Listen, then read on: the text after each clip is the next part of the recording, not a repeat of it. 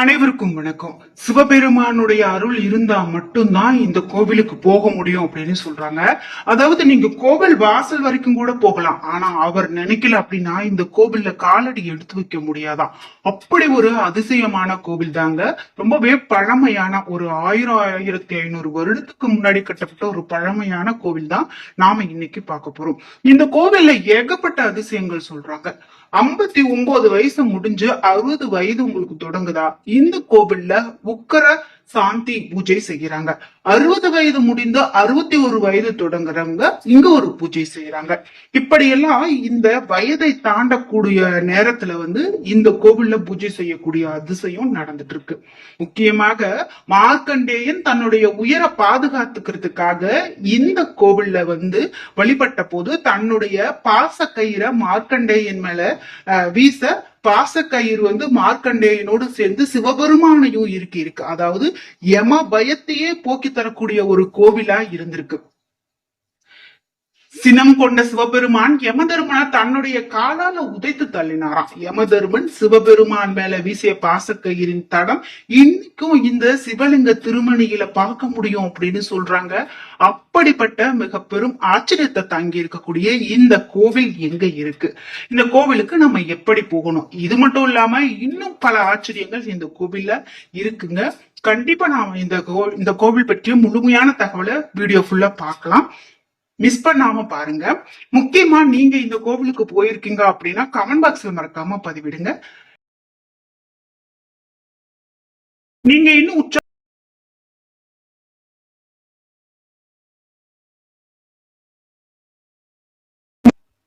இந்த வீடியோவை பார்த்துட்டு இருக்கக்கூடிய உங்களுக்கு வீட்டுல நிறைய பிரச்சனைகள் இருக்கு. முக்கியமா ஏதாவது எனக்கு ஒரு தோஷம் இருக்குமோ, நான் நல்ல ஒரு பரிகாரம் செய்து அதுல இருந்து விடுபடணும் அப்படின்னு நினைச்சீங்கன்னா இந்த வீடியோக்கு கீழே டிஸ்கிரிப்ஷன்ல நான் ஒரு தொலைபேசி எண் கொடுத்திருக்கேன். அந்த எண்ணுக்கு தொடர்பு கொண்டு பேசி பாருங்க.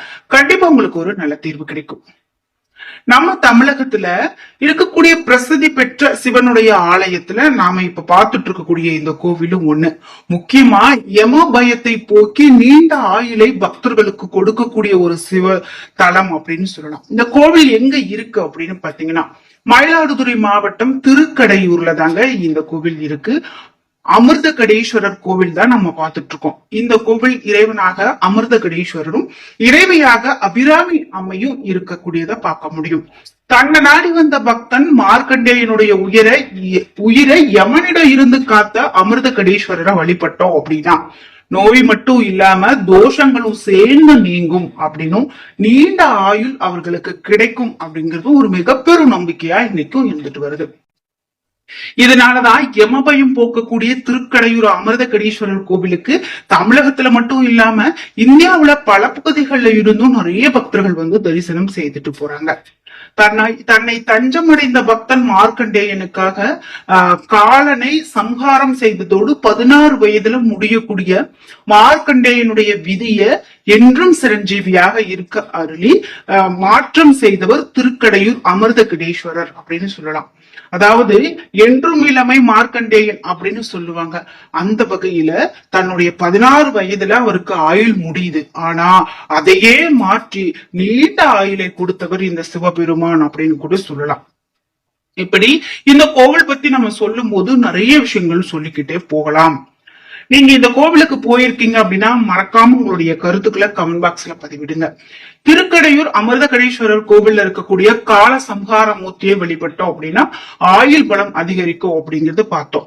கார்த்திகை சோமவார நாட்கள்ல இந்த கோவில்ல 1008 சங்குகளை வச்சு நடக்கக்கூடிய சங்காபிஷேக திருவிழா, சங்காபிஷேக விழா அப்படின்னு பாத்தீங்கன்னா ரொம்ப பிரசித்தி பெற்றது அப்படின்னு சொல்லலாம்.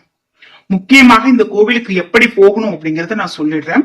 திருக்கடையூர் அமிர்த கடேஸ்வரர் கோவில் மயிலாடுதுறை மாவட்டம் சீர்காழியில இருந்து கருவி ஆக்கூர் வழியாக காரைக்கால் செல்லக்கூடிய வழியில 18 கிலோமீட்டர் தூரத்துல இருக்குங்க. மயிலாடுதுறையில இருந்து செம்பனார் கோவில் ஆக்கூர் வழியாகவும் திருக்கடையூர் அமிர்த கடேஸ்வரர் கோவிலை நம்மளால அடைய முடியும். சென்னையில இருந்து திருக்கடையூர் அமிர்த கடேஸ்வரர் கோவிலுக்கு வர விரும்பக்கூடிய பக்தர்கள் நம்ம ரயில் மூலமா கூட மயிலாடுதுறைக்கு திருக்கடையூர் அமிர்த கடேஸ்வரர் கோவிலை அடையலாம். நெல்லை, மதுரை, திண்டுக்கல், திருச்சி போன்ற பகுதிகளில் இருந்து திருக்கடையூர் அமிர்த கடேஸ்வரர் கோவிலுக்கு வர விரும்பக்கூடிய பக்தர்களும் இந்த மாதிரி ரயில் மூலமாக கூட அடையலாம். திருக்கடையூர் மயிலாடுதுறையில இருந்து 22 கிலோமீட்டர் தொலைவில் அமைந்திருக்கிறது அப்படிங்கிறது மேலும் சிறப்பு. இந்த கோவில் பற்றி நம்ம பாக்குறோம் அப்படின்னா நிறைய ஆச்சரியமான தகவல்கள் இருக்கு அப்படின்னு நம்ம பார்த்தோம். முக்கியமாக நம்ம எல்லோருக்குமே யமதர்மராஜா அப்படின்னு சொன்னாலே ஒரு பயம்தான் இருக்கும். யமதர்மராஜா இல்ல அப்படின்னா இந்த பூமியே தாங்காது அப்படின்னு ஒரு கருத்து நம்ம சொல்லலாம். இறப்பு இல்லாத பூலோகத்தை பூமாதேவி எப்படி தாங்குவாள்? பாரம் தாங்காத பூமாதேவி ஈசன் கிட்ட வேண்டி முறையிட கோபம் தணிந்த சிவபெருமான் யமதர்மனுக்கு மீண்டும் உயிர் கொடுத்தார் அப்படின்னு. அதாவது நம்ம முன்பு பார்த்த இல்லையா, யமதர்மராஜாவே சிவபெருமான் கண்டிச்சிருப்பாரு அப்படின்னு நம்ம பார்த்தோம். அதனுடைய முழு கதையும் நான் சொல்றேன். இந்த கோவில்ல பக்தர்களுக்கு அருள்பாலிக்கக்கூடிய லிங்கமானது சுயம்புவாக தோன்றியது. இங்க வீட்டில் இருக்கக்கூடிய மூலவர் ஒரு லிங்கமாக இருந்தாலும் உற்று நாம பார்க்கக்கூடிய சமயத்துல மற்றொரு லிங்க பிம்பமாக நம்மளுடைய கண்ணுக்கு புலப்படுவாராம். இந்த கோவிலினுடைய தனி சிறப்பு இது அப்படின்னு சொல்லலாம். சிவபெருமான் யமனை காலால் எட்டி உதைத்து சம்ஹாரம் செய்த திருத்தலம் இது அப்படின்னு சொல்லப்படுது. முருகண்ட முனிவருக்கும் மருத்துவதி அம்மைக்கும் நீண்ட நாட்களாக குழந்தை வரம் இல்லாத சமயத்துல முனிவர் சிவனை நினைத்து செய்த கடும் தவத்தின் மூலமாக ஒரு வரத்தை பெறுகிறாரு. இந்த சிவனுடைய வரத்தால முனிவருக்கும் மருத்துவத்தி அம்மைக்கும் ஒரு குழந்தை பிறகுது. அந்த குழந்தை தான் மார்க்கண்டேயன். மார்க்கண்டேயனுக்கு 16 வயது ஆனதும் ஆயுள் முடிந்துவிடும் அப்படிங்கிற ஒரு வரலாறும் நம்ம எல்லாருக்கும் தெரிந்ததுதான். தன்னுடைய பிறப்பு பற்றிய ரகசியத்தை அறிந்து கொண்ட மார்க்கண்டேயன் 107 சிவதலங்களை தொடர்ச்சியாக வழிபாடு செய்கிறாரு. 108வதாக திருக்கடையூர்ல இருக்கக்கூடிய சிவதலத்துக்கு தரிசனம் செய்கிறாரு. அன்றைக்குதான் மார்க்கண்டேயனுக்கு கடைசி நாளாக இருந்திருக்கு. அதாவது யமதர்மன் மார்க்கண்டேயனின் உயிரை பறிக்கிறதுக்காக பாசக்கையை வீச நேராக வந்து விட்டாரு. யமனை பார்த்து பயந்த மார்க்கண்டேயர் ஓடி போய் அமிர்தகடீஸ்வரரை இறுக்கு கட்டிக்கிறாரு. யமனுடைய யமன் பாசக்கைய வீச அந்த கயிறு மார்க்கண்டேயன் மேல மட்டும் விழாம லிங்கத்தின் உருவுல இருந்த அமிர்தகடேஸ்வரரையும் சேர்த்து சுருக்கு போட்டு இழுத்துருச்சு.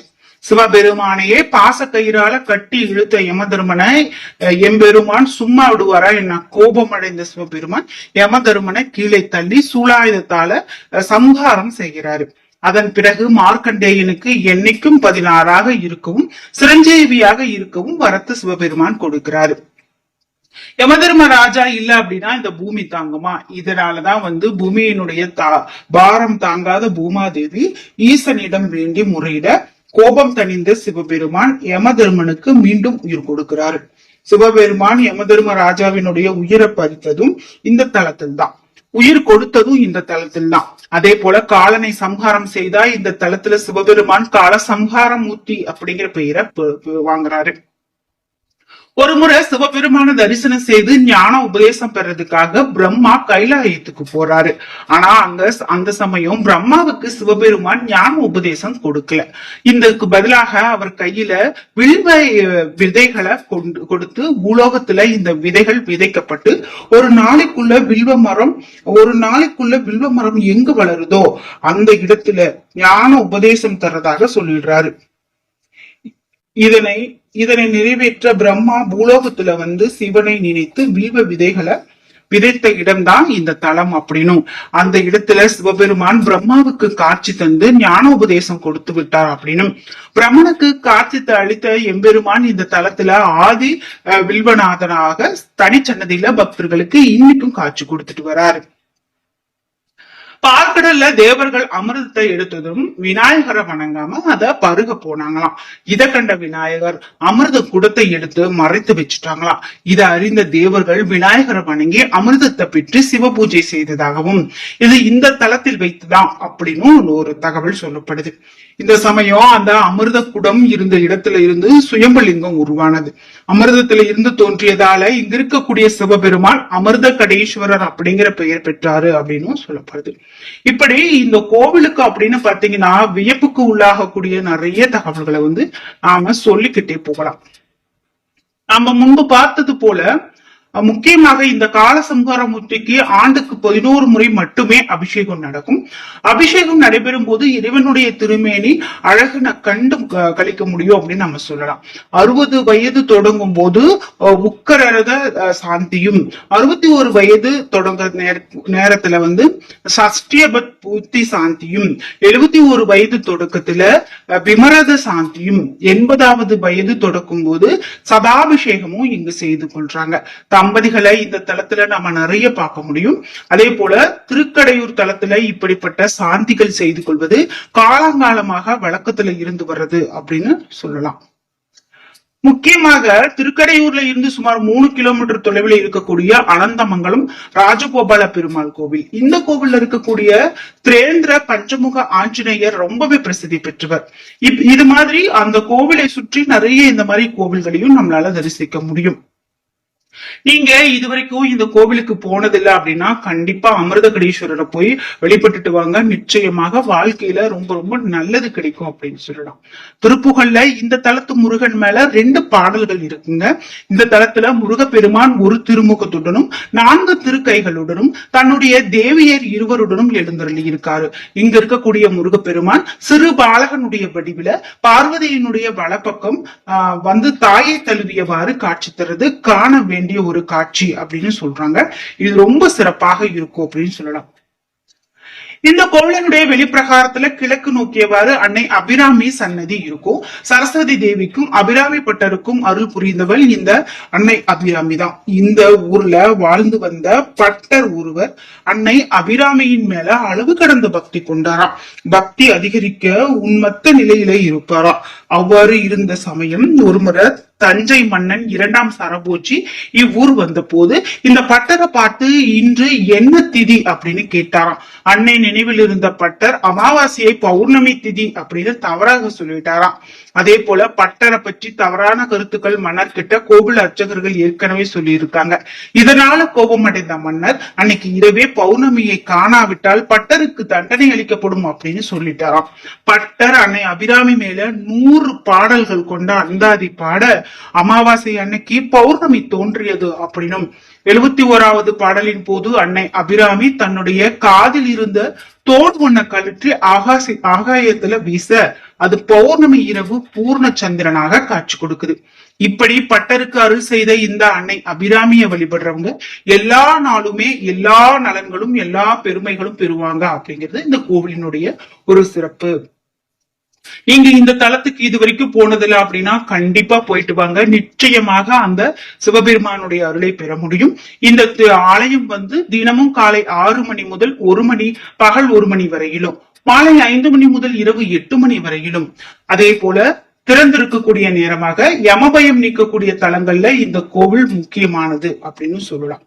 முக்கியமாக திருக்கடவூர், திருவெளிமீலை, திருவையாறு, திருவெண்காடு, திருவைக்காவூர், திருவாஞ்சம் ஆகியவை ஆகும். இந்த திருக்கடையூர் மிகவும் பிரசித்தி பெற்ற தலங்கள்.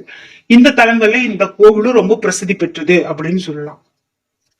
என்ன நண்பர்களே, இன்னைக்கு வீடியோல நாம ஒரு முக்கியமான தமிழகத்தினுடைய ஆச்சரியமான திருக்கடவூர் அமிர்தகடீஸ்வரர் கோவில் பற்றி தெரிஞ்சுக்கிட்டோம். இந்த வீடியோ கண்டிப்பா உங்களுக்கு ரொம்ப பயனுள்ளதா இருந்திருக்கும். வீடியோ உங்களுக்கு பிடிச்சிருந்தா லைக் பண்ணுங்க, ஷேர் பண்ணுங்க, கமெண்ட் பண்ணுங்க. நீங்க பண்ணாம இருந்தா சப்ஸ்கிரைப் பண்ணிக்கோங்க. கூடவே இருக்க பெல் ஐகானை மறக்காம கிளிக் பண்ணிருங்க. நன்றி வியூவர்ஸ்.